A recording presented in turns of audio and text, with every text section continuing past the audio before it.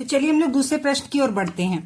दूसरा प्रश्न कह रहा है चित्र में बने दो त्रिभुज ट्रायंगल ABC और ट्रायंगल DEF आपस में सर्वांग समता दर्शाते हैं, तो निम्न चरणों के लिए रिक्त स्थान में कारण भरिए। तो देखिए यहाँ पर ABC एक त्रिभुज और EFD दो त्रिभुज दिया गया है। ठीक है, तो देखिए यहाँ पर कह रहा है सर्वांग समता दर्शाते हैं। इसका अर्थ क्या है?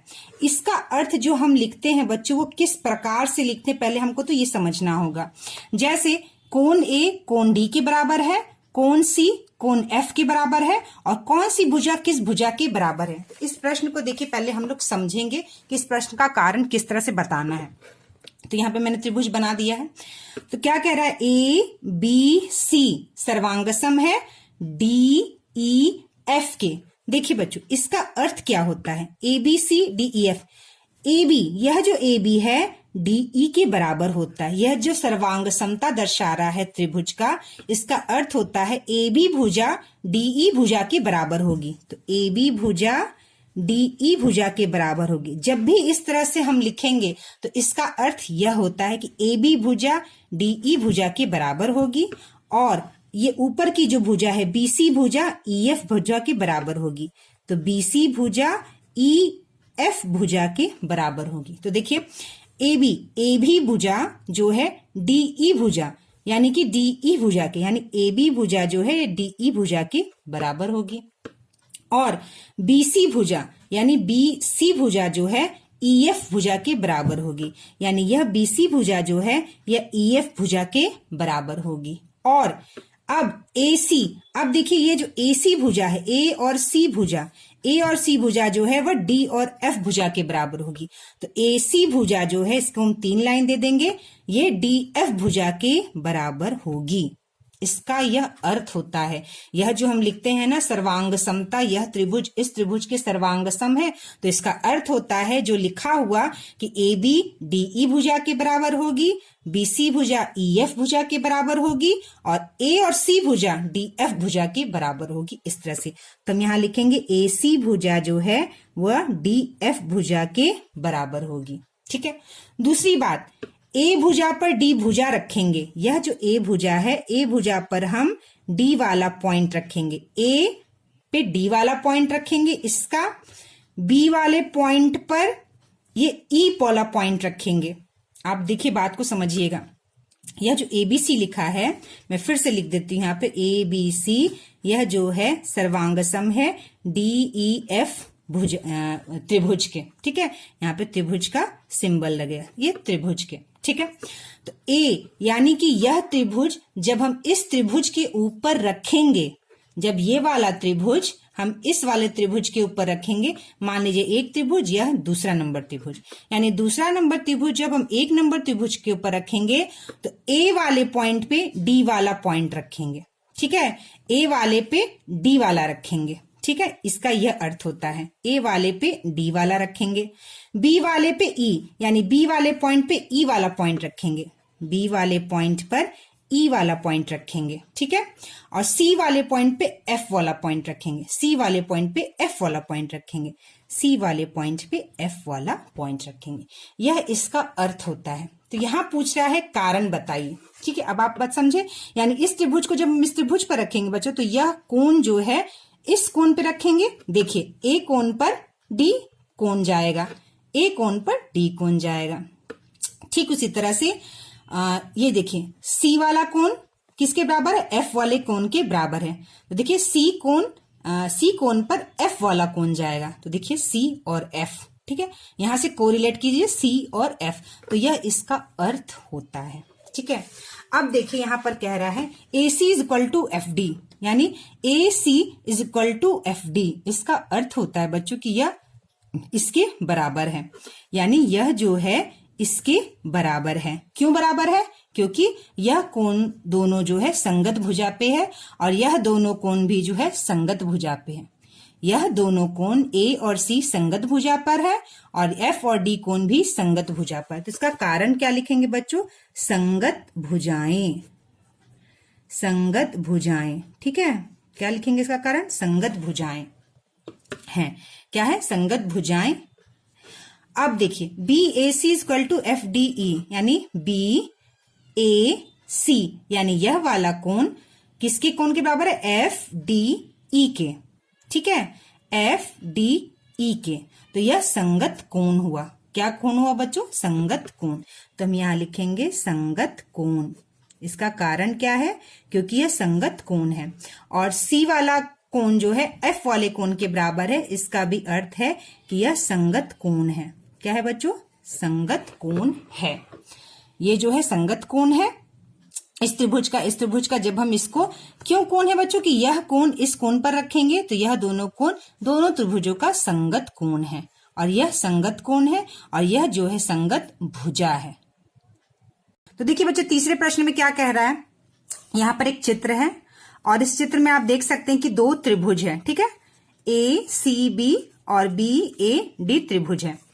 दिए गए चित्र में एक आधार ए बी, यानी जो नीचे जो है यह ए बी आधार है, पर बने दो त्रिभुज। इस पर दो त्रिभुज बने हैं। कौन कौन से त्रिभुज बने बच्चों? ए बी सी, यह वाला त्रिभुज ए बी सी त्रिभुज, और ए डी बी दूसरा त्रिभुज है। अब क्या कर रहा है? भुजा A C is equal to B D, यानी कि यह भुजा जो है इस भुजा के बराबर है। कौन सी भुजा? ए सी भुजा बी डी भुजा के बराबर है। और कह रहा है कि B C is equal to A D, और यह जो बी सी भुजा है, कौन सी भुजा बच्चों? बी सी भुजा जो है यह ए डी भुजा के बराबर है। किस भुजा के? ए डी भुजा के बराबर है। तो कह रहा तब बताइए कौन सा कथन सत्य है। अब इसको आप ध्यान से समझिएगा। पहला कथन, ए बी सी, ठीक है, यह जो है सर्वांगसम है, कह रहा है ए बी डी के। ठीक है, दूसरा कह रहा है ए बी सी सर्वांगसम है ए डी बी के, और तीसरा कह रहा है ए बी सी सर्वांगसम है बी ए डी के। तो हमने पिछले बार जो दूसरा क्वेश्चन पढ़ा था उसमें मैंने बताया था कि सर्वांगसम जब होता है इसका अर्थ क्या होता है कि ए बी के बराबर हो, बी सी बी डी के बराबर हो। ठीक है, तो हम इसको निकाल कर देखेंगे। क्या करेंगे बच्चों कि यह जो त्रिभुज है, यह जो दूसरा वाला त्रिभुज है, कौन सा त्रिभुज? ए डी बी, यानी ए डी बी त्रिभुज को हम क्या करेंगे? इस त्रिभुज को हम दूसरे वाले त्रिभुज पर रखकर देखेंगे तो किस तरह से यह त्रिभुज इस दूसरे त्रिभुज पर रखा पाता है। ठीक है, तो जैसे मैंने यहाँ पर यह प्रश्न को लिखा हुआ है, क्या लिखा हुआ है बच्चों? इस प्रश्न को मैंने यहाँ लिखा हुआ है।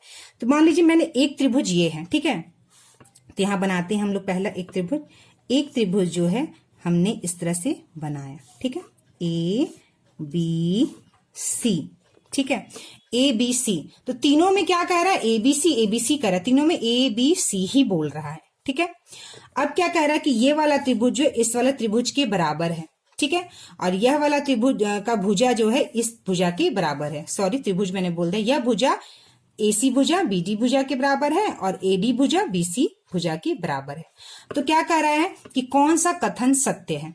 तो देखिए बच्चों, हम एक त्रिभुज लेते हैं। ये वाला जो त्रिभुज है ए डी बी, इस त्रिभुज को हम लोग इस त्रिभुज से अलग कर लेते हैं। ठीक है, अलग कर लेते। तो मान लीजिए यह जो मैंने त्रिभुज को क्या किया है बच्चों? देखिए, अलग कर लिया। ठीक है, यह जो त्रिभुज है ए, और यहाँ पे त्रिभुज बड़ा बन गया डी और बी, इस त्रिभुज को क्या किया बच्चों? मैंने अलग कर लिया। ठीक है, अब क्या करना है? इस त्रिभुज को हमको इस त्रिभुज पे रखना है।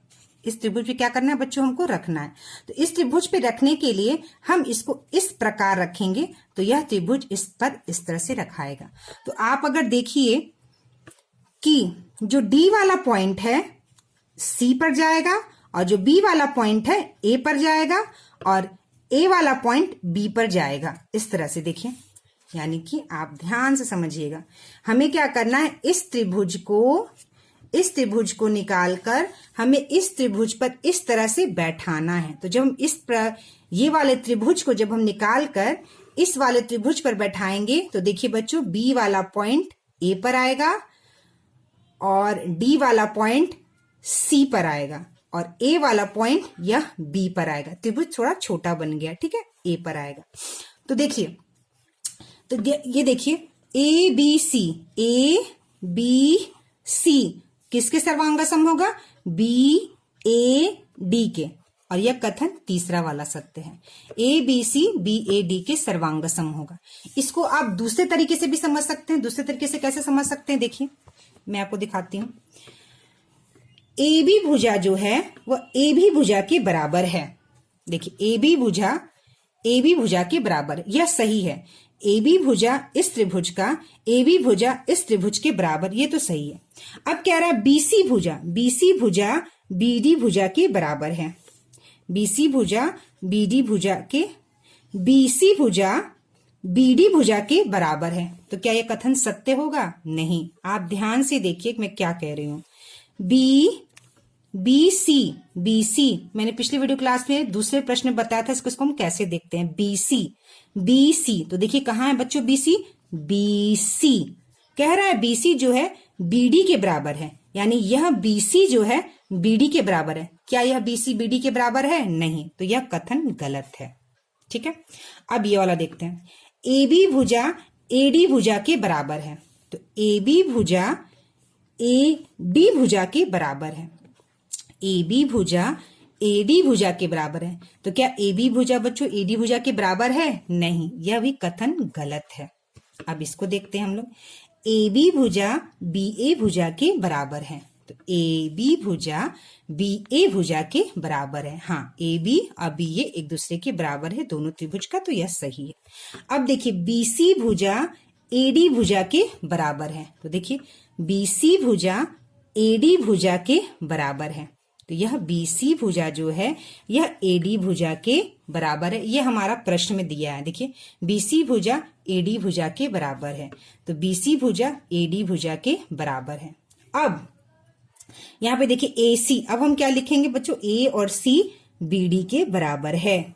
ए और सी यानी ए सी बराबर है एडी के, ठीक है, बीडी के, सॉरी बीडी के। ए सी ये पहला वाला ए और आखिरी वाला सी, ए सी बीडी के बराबर है। बी डी तो ये वाला भुजा बराबर है। ये आपके प्रश्न में भी दिया हुआ है। ए सी भुजा बीडी, तो देखिए यहां से ए सी बराबर बीडी, ठीक है, और बी सी बराबर एडी, बीसी बराबर एडी। तो इसका जो प्रश्न है हम कैसे इसको लिखेंगे बच्चों? ए बी बराबर ए बी किसके बराबर है? बी ए के, ठीक है। बीसी एडी के बराबर है, बीसी एडी के बराबर है, और एसी बीडी के बराबर है, एसी बीडी के बराबर है। तो यह कथन सही है। कौन सा कथन सत्य है? यह कथन जो है क्या है बच्चों? सत्य है। यह कथन सत्य है।